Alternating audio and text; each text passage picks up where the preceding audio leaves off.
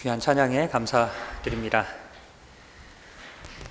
우리 박장로님께서 광고해 주신 것처럼 저는 중가주 앞에서 벌써 한 15년가량 됐습니다. 15년 동안 사역을 마치고 지난 2월부로 대총회로 부름을 받아서 목회부 사역을 시작하고 있습니다. 목회부는 여러분 잘 아시는 것처럼 목사님들을 지원하고 돕는 부서입니다. 예를 들자면 목회요람이라든지 그리고 또 장로요람, 또 목회부에서 만들고 개정하고 또 매달마다 나가는 미니스트리 매거진이라든지 그 외에 목사님들을 위한 자료들을 개발하고 또 목사님들 안수와 관련된 또 사무를 담당하는 부서입니다. 중가주 앞에 있으면서 여러 이제 사역들을 하고 많은 교회들을 다녔는데요. 그 중에서 특별히 몬트레이 교회에 가장 많이 방문한 것 같습니다. 그래서 몬트레이 교회 우리 교우님들이 더 특별하고 그리고 한결같은 봉사와 사역에 감사를 드립니다. 올 때마다 늘 가족같이 환영해 주셔서 또한 감사드립니다. 오늘은 재림이라는 제목으로 좀 말씀을 전하기 원하는데요. 제가 좋아하는 음료수 이야기로 좀 시작을 합니다. 보시는 것처럼 2%라는 음료수가 있죠. 그런데 이 음료의 제목이 재밌습니다. 왜 2%가 2%인지 아십니까? 인체의 몸이 약 50에서 70%가량이 물로 구성되어 있습니다. 그 중에서 약 2%가 부족해지면 갈증이 생깁니다. 근데 우리가 아무리 마시고 또 마셔도 늘 갈증이 곧 생깁니다. 2% 부족합니다. 우리의 몸은, 우리의 갈증은 이 세상에서 주는 음료로 채워질 수 없다는 것입니다. 포브스지에서 75주년 출간을 기념해서 다음과 같은 제목으로 기사를 썼습니다. 왜 우리는 그 많은 것을 갖고 있으면서도 이토록 불만인가? 여전히 만족하지 못하다는 것입니다. 여러 저술가들이 함께 이 글을 공동으로 저술했는데요. 모두 한 가지 공통점을 이야기하고 있습니다. 사람들이 이 세상에서 행복을 느끼지 못하는 까닭은 우리들의 삶에 무엇인가가 빠져있기 때문입니다. 그리고 그 빈자리는 세상에 어떠한 신기한 발명품이나 명품이나 진기한 음식이나 재미있는 장난감으로도 채울 수 없다는 것입니다. 무슨 뜻입니까? 우리 인류는 이 세상을 위하여 창조되지 않았다는 것입니다. 이 세상을 위하여 디자인되지 않았다는 것입니다. 무엇인가 다른 세상을 위하여 창조되었다는 것입니다. 우리는 우리의 그 갈증이 그리고 그 부족함이 완전하게 채워지는 날 재림에 대해서 오늘 말씀을 드리기 원합니다. 재림은 성경에서 가장 중요한 주제입니다. 유명한 전도자 무디는 그리스도의 재림에 대한 설교를 교회에 다닌 지 15년이 지난 후에 처음으로 들었습니다. 그리고 설교를 듣고 난 다음에 다음과 같이 이야기합니다. 나는 왜 사단이 재림에 대하여 설교하는 것을 원하지 않는지를 비로소 깨달았습니다. 재림이라는 기별만큼 교회를 깨우는 가르침이 없기 때문입니다. 그리고 그가 성경 전체에서 재림이 언급된 구절들을 모두 한번 찾아보았습니다. 무려 2,500번이나 성경에서는 재림에 대하여 우리에게 이야기하고 있다는 것을 발견합니다. 성경의 8분의 1이 재림에 대한 이야기라는 것입니다. 2010년도와 2020년도에 서로 다른 기독교의 양대 리서치 기관이죠. Pew Research와 Lifeway Research에서 다음과 같은 설문을 했습니다. 이 시대 안으로 예수님이 오신다는 것을 믿습니까? 라는 질문에 2010년도에는 23%가 그리고 2020년도에 뭐 특별한 일이 있었죠. 여러분 잘 아시는 것처럼 코로나가 발생한 후에 한 조사에는 56%가 예수님이 내 세대 안으로 오신다는 것을 믿습니다라고 답변했습니다. 실제로 코로나가 발생한 이후에 구글 빅데이터에 의하면 사람들이 검색하는 빈도수를 여러 다른 주제에 대한 빅데이터를 조사해 보면 재림이라는 주제어 검색어로 이전에는 거의 변함없는 정도의 검색량이 있었는데요. 2020년 4월을 기점으로 해서 무려 4배나 더 많은 검색 빈도수가 증가를 했습니다. 기독교인들도 그리고 기독교인이 아닌 사람들도 이 재림에 대해서 관심을 가지고 있습니다. 우리가 잘 알고 있는 재림교인들에게 가장 유명한 예언의 장들이죠. 다니엘서 2장, 그리고 다니엘서 2장이 다시 반복되는 것이 다니엘서 7장입니다. 그리고 그 다니엘서 7장에 다시 반복이 이루어지는 장이 계시록 13장, 그 유명한 짐승의 표가 나오는 장입니다. 다니엘서 2장과 7장과 계시록 13장은 서로 다른 방법으로 이 내용들을 묘사하고 있지만 사실 이 내용이 가리키는 결론은 재림입니다. 다니엘서 2장에서 금신상의 교훈을 통해서, 예언을 통해서 우리에게 주시고자 하시는 그 결론은 돌나라의 예언, 곧 재림인 것입니다. 이 다니엘서 7장에서 나오고 있는 이 사자와 그리고 곰, 표범과 이 마지막 무서운 짐승의 예언을 통해서도 우리에게 주시고자 하시는 분명한 결론은 재림입니다. 마지막 돌나라의 예언입니다. 여러분 잘 아시는 것처럼 이 마지막 돌나라가 상징하는 것은 산 돌이신 예수 그리스도의 다시 오심을 우리에게 이야기합니다. 그리고 예수 그리스도께서 우리에게 다시 오시는 이유 역시도 성경은 명확하게 이야기합니다. 우리 아버지 집에 거할 곳이 많습니다. 그리고 예수 그리스도께서 다시 가셔서 우리를 위하여 처소를 예비하십니다. 그리고 너희를 위하여 거처가 예비되면 우리 구주 예수 그리스도께서 재림하셔서 다시 오셔서 우리를 그에게로 영접하여 나 있는 곳에 그 하늘나라에 함께 거하시게 하겠다라고 약속하셨기 때문입니다. 그러하기에 재림의 목적은 명확합니다. 구원입니다. 우리 예수님의 가장 큰 소망은 우리를 구원하시는 것입니다. 그 소망 이루기 위하여 오시는 것입니다. 모든 것이 완전해지는, 우리의 마지막 그 빈 자리가 채워지는 하늘나라로 우리를 인도하시기 위해 오시는 것이 재림입니다.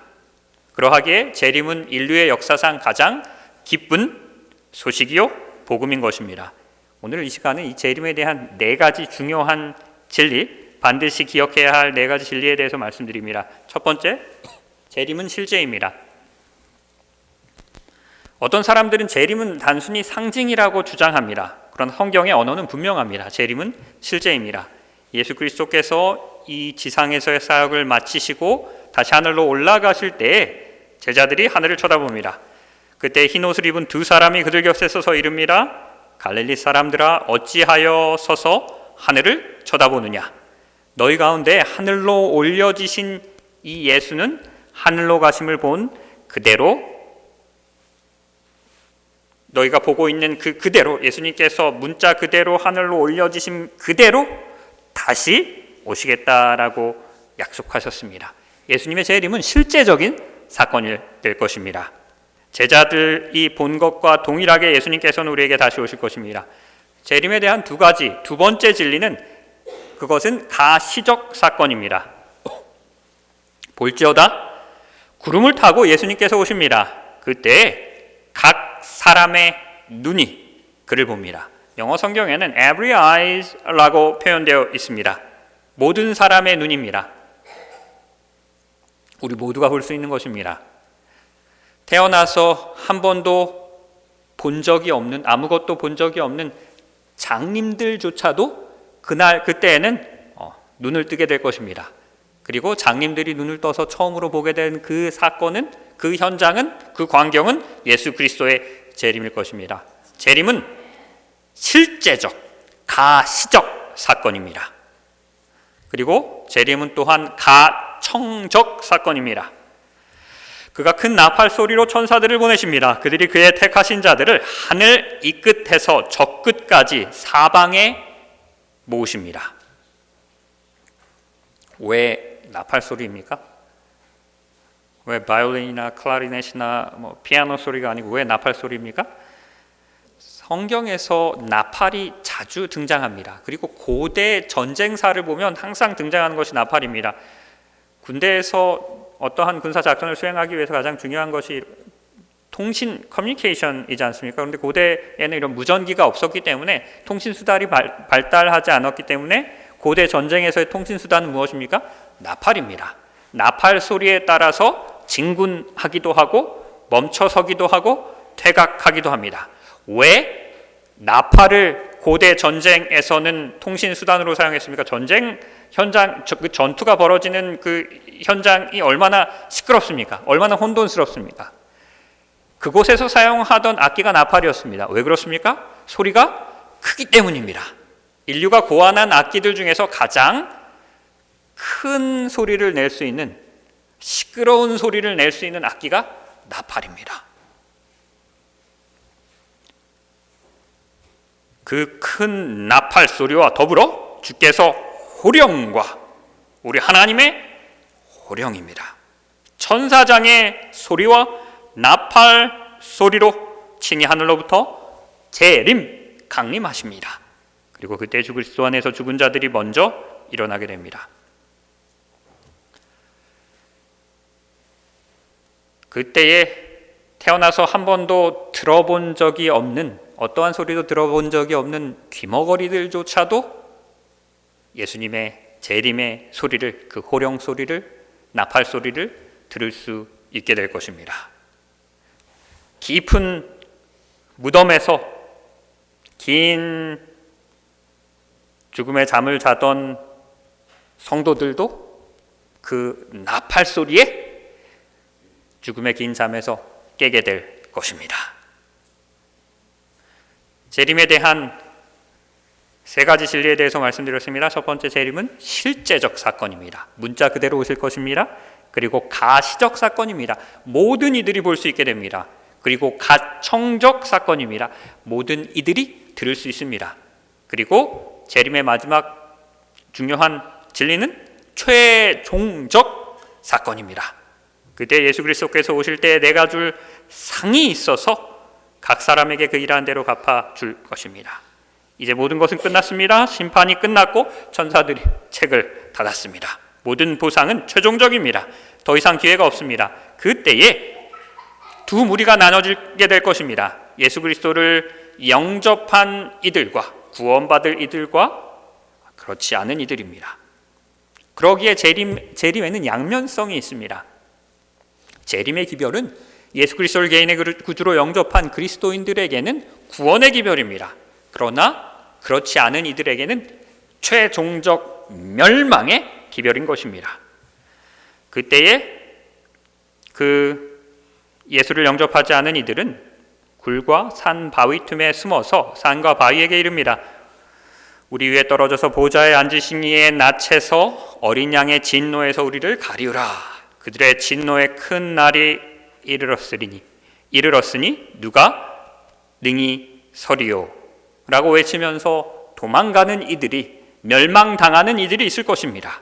그리고 요한은 전혀 다른 이들의 반응이 있습니다. 그날에 말하기를 우리의 하나님이시라.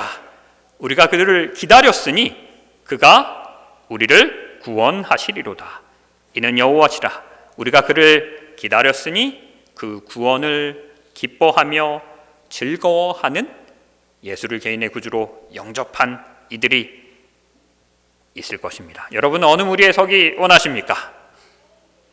이 마지막 시대를 살아가는 오늘 이 시간이 다시 한번 결심하고 다시 한번 선택하실 시간입니다. 오늘 이 시간 다시 한번 예수를 개인의 구주로 영접하겠노라라고 결심하시는 그 귀한 결심이 있는 이 안식일 되기를 주님의 이름으로 축원합니다. 그날 그 재림의 날에 두 팔 벌려 예수 그리스도를 맞이하며 그 구원을 기뻐하며 즐거워하는 우리 모두가 되기를 주님의 이름으로 축원합니다. 재림은 실제적, 가시적, 가청적, 최종적 사건입니다. 성경 전체의 진리들 중에서 가장 중요한 핵심 진리입니다. 그러하기에 사단이 싫어하는 진리입니다. 사단은 제가 사단이라면 성경의 많은 진리들 중에서도 특별히 중요한 진리, 구원에 관련된 진리들을 미혹시킬 것입니다. 사단은 미혹하는 자입니다. 그리고 성경의 진리들을 역사를 통해서 계속해서 왜곡하였습니다. 이 재림의 진리 역시도 왜곡되었습니다. 미혹되었습니다. 많은 사람들이 성경의 문자 그대로 등장하는 재림이라는 진리, 그 기별 대신에 많은 그리스도인들이 휴거를 믿습니다. 이 휴거는 재림에 대한 왜곡된 사상입니다. 기독교 역사 어디에도 1800년대 이전에 이 휴거라는 단어는 등장하지 않습니다. 이 재림의 진리가 휴거의 사상으로 왜곡되게 된 이유를 우리는 중세 기독교의 역사를 통해서 알 수 있는데요. 중세 기독교는 진리를 타협하고 하나님의 백성들을 핍박하였습니다. 교회가 314년도에 밀라노의 칙령으로 기독교가 공인된 이후 교회는 대중화되었고 기관화되었고 세속화되었고 조직화되었습니다. 그 이후로 교회 밖에서의 핍박이 이제는 사라지게 됩니다. 교회 안에서의 타락이 시작됩니다. 교회의 타락이 중세 말기에 극에 달했을 때 심지어 구원까지도 판매합니다. 혹시 면죄부의 슬로건이 뭔지 아십니까? 당신이 연보계에 던져 넣은 그 은화 소리가 짤랑하고 소리를 낼 때 당신은 구원받습니다 라고 광고하며 면죄부를 판매했습니다. 중세 말기 종교 개혁자들은 성경이 교회의 타락을 그리고 문제를 예언하고 있다는 것을 깨닫기 시작합니다. 그래서 종교 개혁자들이 일어나서 교황의 잘못을, 교회의 잘못을 지적하기 시작합니다. 존 낙스는 교황권이야말로 사도 바울이 말한 적그리스도요 멸망의 아들이다라고 이야기합니다. 존 칼빈은 교황이 그리스도의 대리자라는 사실을 부인하고 그는 적그리스도라고 지명합니다. 마틴 루터 역시도 우리는 여기서 교황권이 진짜 적그리스도의 권좌에 앉아 있다는 것을, 그 사실을 확신하는 바이다라고 종교 개혁을 주창합니다. 교회에 문제가 발생합니다. 그리고 이 문제를 해결하기 위해서 여러 가지 새로운 이론들을 발명해내는데요. 이 종교 개혁자들이 다니엘서의 기초에서 교황을 적그리스도로 지명합니다. 그러자 가톨릭 학자들이 서로 다른 의견들과 성경 해석 방식을 제안합니다. 루이스 알카자르는 과거주의 예언 해석을 제시합니다. 이 요점은 다니엘서에 기록된 그 모든 예언은 이미 예전에 일어난, 과거에 일어난 사건이기 때문에 중세 말기를 살아가는 오늘날 우리들에게, 그리고 오늘날 우리의 교황에게 적용될 수 없습니다라는, 이미 다 끝난 일이다라는 것이 이 과거주의 해석의 요점이었습니다. 그러나 대중의 많은 지지를 얻지 못합니다. 그래서 이번에는 이와 정반대의 학설을 프란시스 리베라가 제시합니다. 미래주의 예언 해석입니다. 이 미래주의 예언 해석의 핵심은 다니엘서 계시록에 등장하는 그 모든 예언들은 예수 그리스도께서 재림하시기 직전 마지막 몇 년 동안에 해당되는 아주 먼 미래에 일어나게 될 일이기 때문에 아직은 중세를 살아가고 있는 오늘날 우리에게, 우리의 역사에 해당되는 일이 아닙니다라는 것이 이 미래주의 예언 해석의 요지였습니다. 그리고 이 해석은 그래도 많은 대중들에 의하여 받아들여졌고 지지를 받습니다. 그래서 요한이 본 미래는 이 가운데 있는 이 중세 시대의 교회에 대한 이야기가 아닌 이 먼 미래, 예수 그리스도께서 재림하시기 직전의 이야기라는 것입니다. 그리고 이 학설이 발전되면서 7년 환란이라는 성경에는 전혀 찾아볼 수 없는 새로운 개념이 등장합니다. 예수 그리스도께서 재림하시기 마지막 그 7년 동안 이 모든 일들이 다 일어난다는 것입니다. 모든 예언들이 성취되는데요. 그 7년의 환란이 있기 전에 예수님께서 몰래 살짝 재림하셔서, 휴거라고 하죠. 비밀리에 재림하셔서 하나님의 신실한 백성들을 그 환란을 당하지 않도록 미리 하늘로 데려가신다는 것입니다. 그리고 이 7년 동안 뜨뜻미지근한 교인들에게는 또 다른 기회의 시간이 주어지고 회개한 이들은 마지막 재림의 때에 구원을 받는다는 이론이 바로 이 휴거 그리고 7년 환란의 이야기입니다. 그리고 많은 그리스도인들이 성경에 나와 있는 실제적, 가시적, 가청적, 최종적 문자 그대로의 재림을 믿는 대신에 이 휴거라는 왜곡된 재림의 사상을 거의 대부분의 그리스도인들이 가지고 있습니다. 그리고 이 재림의 왜곡된 사상인 이 휴거라는 개념은 교황으로 향하는 그 모든 비난의 화살을 돌리기 위해 개발한 미래주의 예언 해석에 기초하고 있습니다. 그러기에 1800년대 이후에 등장한 새로운 개념입니다. 한때 크리스찬 투데이의 편집장이었던 로랜드 빙햄 박사님의 이야기입니다. 이분이 하루는 서재에서 한참 설교를 쓰고 있는데 사모님이 오셔서 이번 주 일요일에 주일 학교에서 아이들에게 휴거에 대해서 이야기를 하려고 하는데 성경처를 못 찾겠다는 것입니다. 그래서 그 성경에서 비밀리에 조용히 예수님이 오셔서 그리스도인들을 데리고 간다라는 그 휴거에 대한 성경절이 어디 있냐라고 이 박사님에게 남편에게 묻습니다. 그리고 남편은 주저하지 않고 데살로니가전서 4장 16절을 찾아보라고 이야기합니다. 그리고 이 사모님이 가셔서 데살로니가전서 4장 16절을 찾아보았습니다. 주께서 호령과 천사장의 소리와 하나님의 나팔 소리로 친히 하늘로부터 강림하신다는 말씀이었습니다. 이 말씀을 읽은 다음에 다시 사모님이 목사님에게 오셔서 다음과 같이 이야기합니다. 여보, 그건 아마도 성경에 나오는 가장 시끄러운 구절인 것 같아. 비밀리에 오신다는 성경을 구절을 달라는 것입니다. 나는 휴거를 가르쳐야 된다는 것입니다. 그리고 이 빙햄 박사님이셨는데요.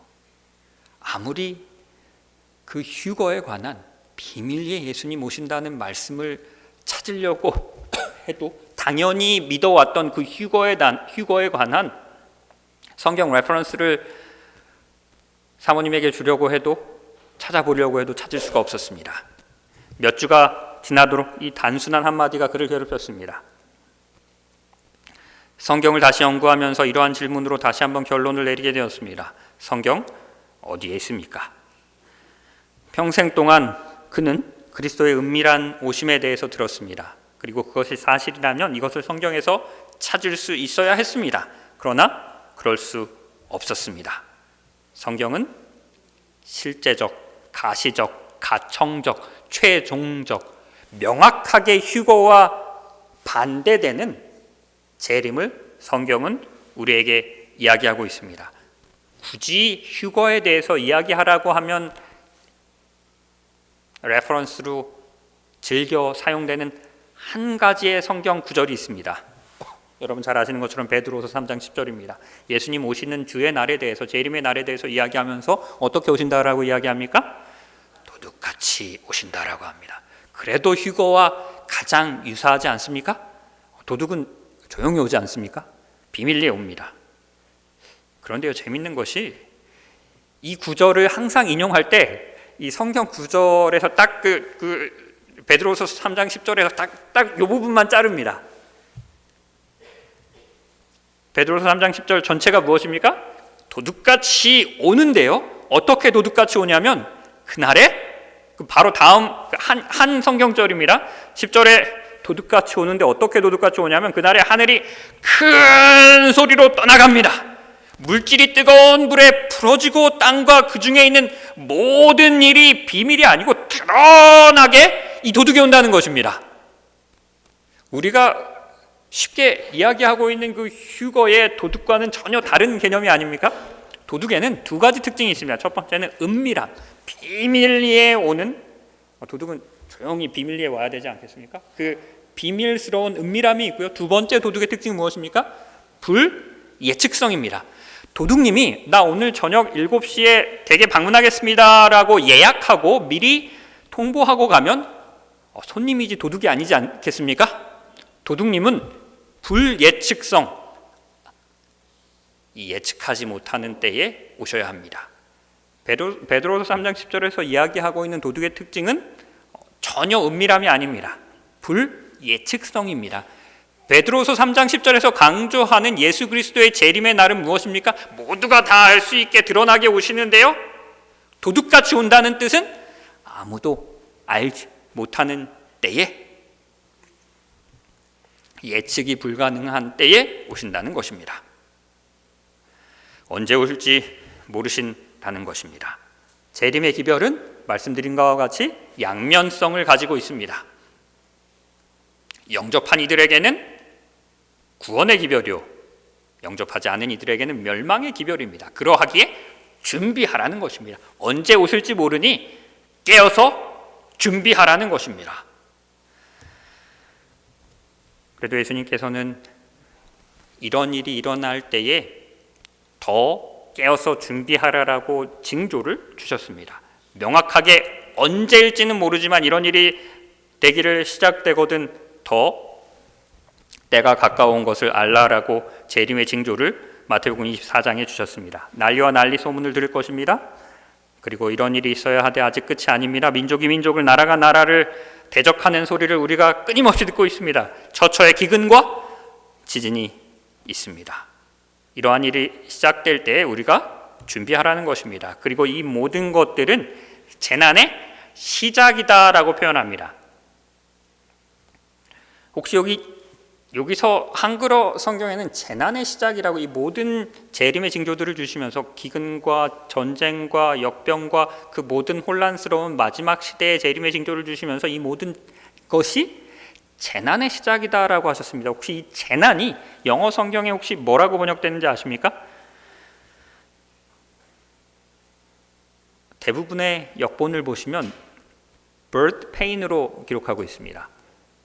한국말로 번역을 옮기면 이 재난이라는 단어를 산통으로 번역할 수 있을 것입니다. 그리고 원어 성경을 보면 오딘이라는 단어로 사용되는데 이 오딘은 아픔은 아픔인데 특별히 해산의 고통을 이야기하고 있습니다. 그래서 원어적으로도 번역을 산통이라고 표현하는 것이 오히려 더 본문에 가깝습니다. 재림의 모든 징조를 주시면서 이 모든 것은 산통이라는 것입니다.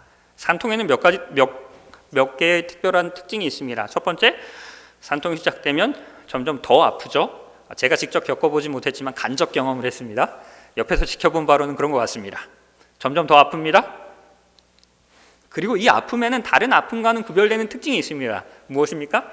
해산이라는 목적이 있는 아픔입니다. 그리고 분명한 것은 그 아픔에는 끝이 있습니다. 예수님께서 우리에게 주신 재림의 징조는 산통이라는 것입니다.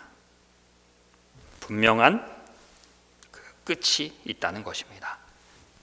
그러나 그 끝이 이르기 전에 점점 더 그 빈도와 강도가 더해집니다.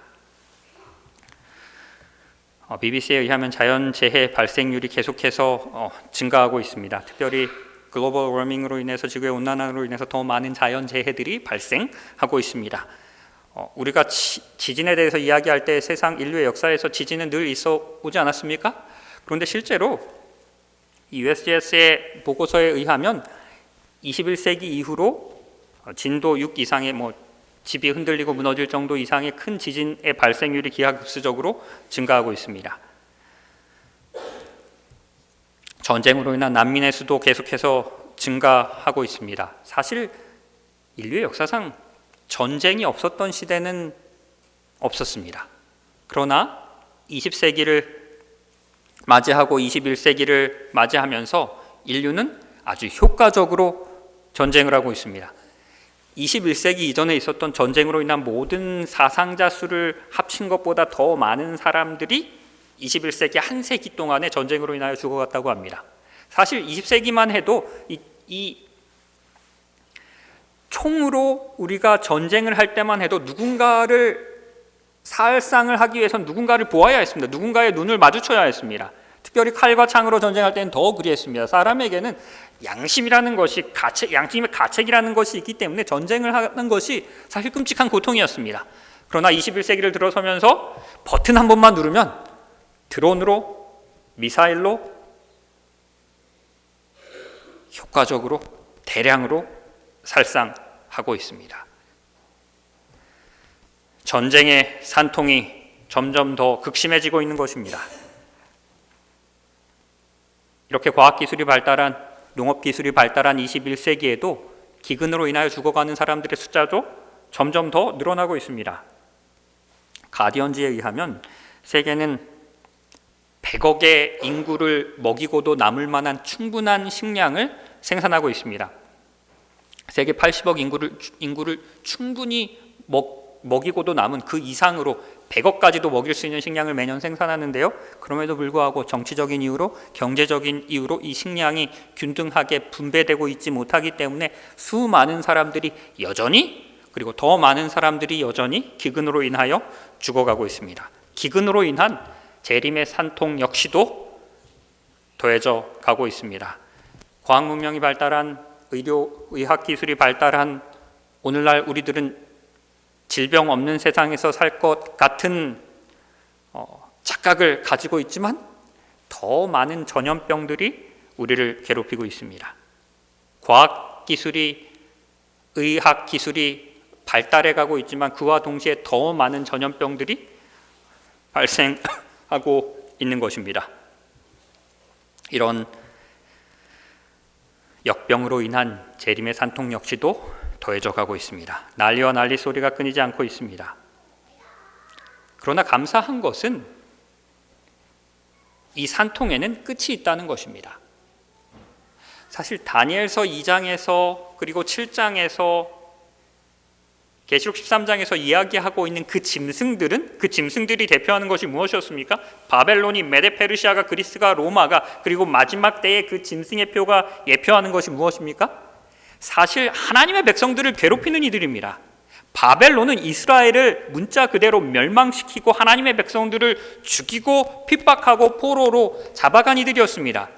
이 금신상의 마지막인 그 로마 시대는, 로마 제국은 예수 그리스도를 십자가에 못 박아 죽인 이들이었습니다.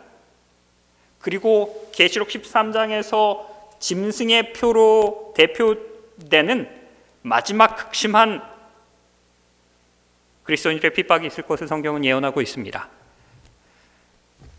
우리가 계시록을 읽으면서, 그리고 시대의 징조를 분별하면서 우리가 이러한 재림의 산통으로 인하여 두려움에 빠진다면, 그리고 그런 재림의 산통에 우리의 시선이 고정된다면 우리는 성경을, 그리고 다니엘서를, 계시록을 잘못 읽고 있는 것입니다.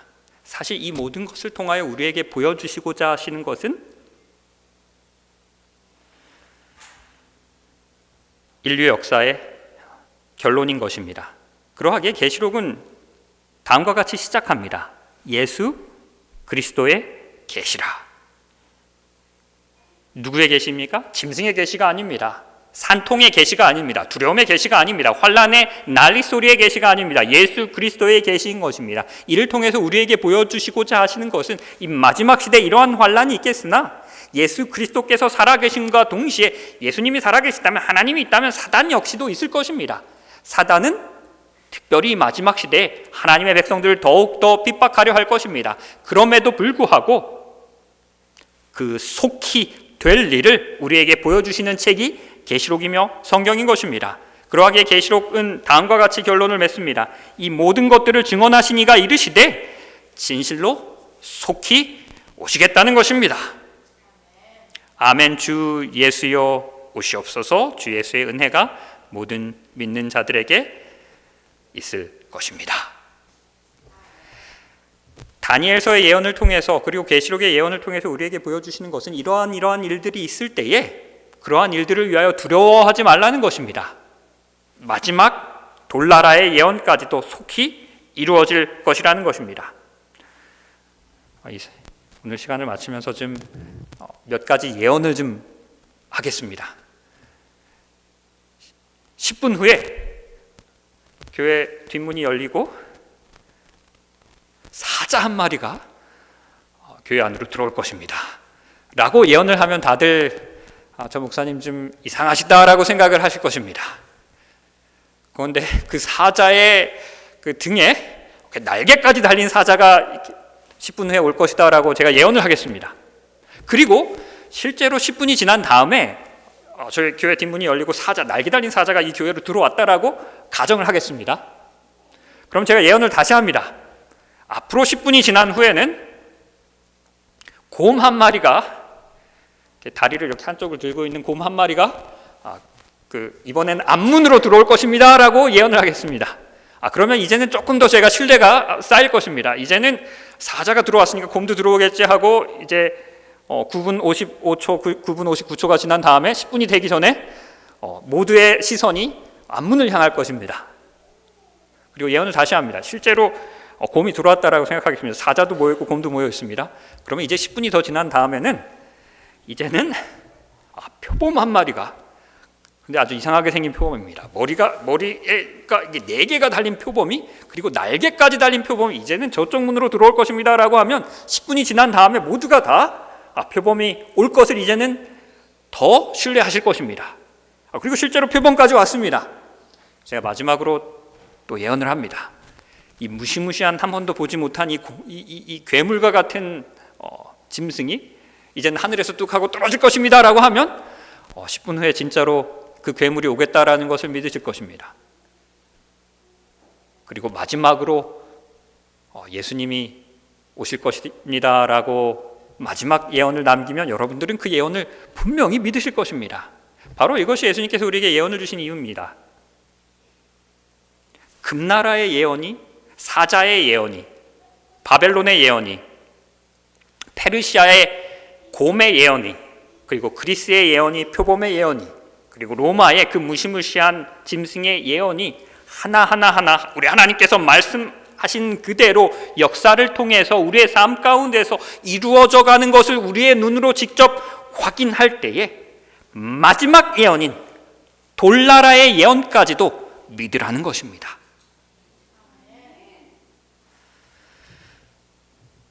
대총회에 가면 재림 교우님들에게 유명한 투어 중에 하나가 대총회 투어인데요. 많은 분들이 대총회 관광으로도 오십니다. 저희 둘째 아이의 저희가 동부로 이사 간다고 했을 때 불만 중에 하나가 시니어 트립 때 항상 워싱턴 DC에 트립을 갔다가 일주일 동안 트립을 갔다가 대총회 투어도 갑니다. 근데 저희가 시니어 트립 워싱턴 DC로 가야 되는데 아빠가 나의 모든 계획을 망쳤다고, 자기는 트립도 못 간다고 이렇게 불평을 했습니다. 그래서 아이에게 한 말이, 너 워싱턴 DC에서 살 거라고, 그리고 대총회 관광은 너의 친구들이 오면 너가 투어 가이드 해주면 된다라고 하면서 지난번에 대총회 투어를 같이 했는데요. 대총회 투어를 할 때 제일 유명한 사진 찍는 코스가 이 코스입니다. 로비가 아주 큰 로비가 있는데 그 큰 로비에 이 그림이 걸려 있습니다. 대총회에서 가장 유명한 그림인데요. 제목이 복스러운 소망입니다. 네이튼 그린이라는 지금 앤드루스에 사시는 미술과 교수님이 그리신, 화가가 그리신 그림인데요. 이 그림을 그리면서 시대의 소망을 아주 오랫동안 묵상하면서 이 그림을 그렸다고 합니다. 그리고 많은 분들이 이 그림을 함께 보시면서 함께 재림의 소망을 우리가 상기합니다. 천사의 나팔 소리와 호령 소리를, 그리고 다시 오시는 재림을 맞이하는 의인들의 순간을 생동감 있게 묘사하고 있습니다. 보시는 것처럼 한복을 입은 한국 분들의 모습도 많이 그려져 있습니다. 앤드루스 주변에 한국 분들이 많이 사시기 때문에 실제 앤드루스 주변에 사시는 이웃들의 모습을 실제 인물로 그려 넣으셨다고 합니다. 제가 아는 장로님 가정도 여기 그림에 있습니다. 이 한 꼬마 아이가, 한복을 입은 꼬마 아이가 아주 댕기를 흔들면서 예수님을 맞이하고 있는 장면을 우리가 이 그림에서 볼 수 있는데요. 특별히 이 부분에 보시면은 한 어린 아이가 무덤에서 부활해서 부모님을 만나는 모습을, 부활의 순간을 또한 묘사하고 있습니다. 이 가정 실제 가정인데요. 네이튼 그린의 이웃에 사는 그릴만이라는 가정입니다.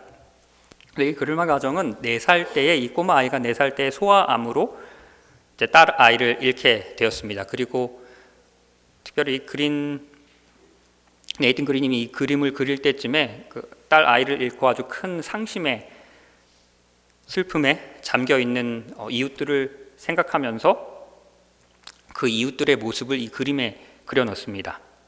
그리고 이 그림을 보여주면서 그 그릴만 패밀리에게 그릴만 패밀리가 교인은 아니셨습니다. 그런데 이 그림을 보여주면서 그 부활의 때에 예수 그리스도께서 다시 오시는데 그때에 너희 딸도 함께 부활해서 너희가 다시 그 딸을 볼 수 있게 된다고 재회할 수 있을 것이다라고, 그것이 우리가 가지고 있는 재림의 소망이다라고 그릴만 가정에게 그림과 더불어서 이야기합니다. 그리고 이 가정이 우리 교인이 아니었는데요, 그 후에 우리 교인이 되었습니다. 그리고 지금은 침례를 받고 신실한 재림 성도로 살아가고 있습니다. 그날 그때에 우리의 사랑하는 이들이 죽음 가운데서 그 죽음의 권세를, 사망의 권세를 이기고 부활하게 될 것입니다. 그리고 예수 그리스도를 맞이할 것이며 우리의 가족들을 함께 맞이할 수 있을 것입니다. 그러하기에 우리는 그 재림의 때를 기다립니다. 계시록 21장은 다음과 같이 이야기합니다. 내가 새 하늘과 새 땅을 봅니다. 처음 하늘과 처음 땅이 없어졌습니다. 바다도 다시 있지 않습니다. 하늘에는 바다가 없습니까? 계시록 4장에 의하면 하늘에 유리 바다가 있습니다. 그러나 성경은 계시록 21장에서는 바다가 없다라고 표현합니다. 요한이 계시록을 쓸 때 요한에게 있어서 바다는 분리의 이별의 상징이었습니다. 반모섬과 그리고 본토 사이에는 교우들이 있는 본토 사이에는 바다가 그를 가로막고 있었습니다. 그러하기에 그에게 있어서 바다는 분리와 이별의 상징이었습니다. 더 이상 바다도 다시 있지 않다는 것은 더 이상 이별이 없다는 것입니다. 모든 눈물을 그날 그때에 하나님께서 우리의 눈에서 닦아 주실 것입니다. 더 이상 다시는 사망이 없습니다. 애통하는 것도 없습니다. 더 이상 우리가 곡하지도 않을 것이며 아프지도 아니할 것입니다. 처음 것들이 다 지나갔기 때문입니다. 우리 다 함께 성경 전체의 결론을 함께 읽고 그 새하늘과 새 땅을 희망하고 소망하시면서 오늘 이 시간을 마치도록 하겠습니다. 우리 함께 읽겠습니다. 이것들을 증언하신 이가 이르시되 내가 진실로 속히 오리라 하시거늘 아멘. 주 예수여 오시옵소서. 주 예수의 은혜가 모든 믿는 자들에게 있을지어다. 아멘.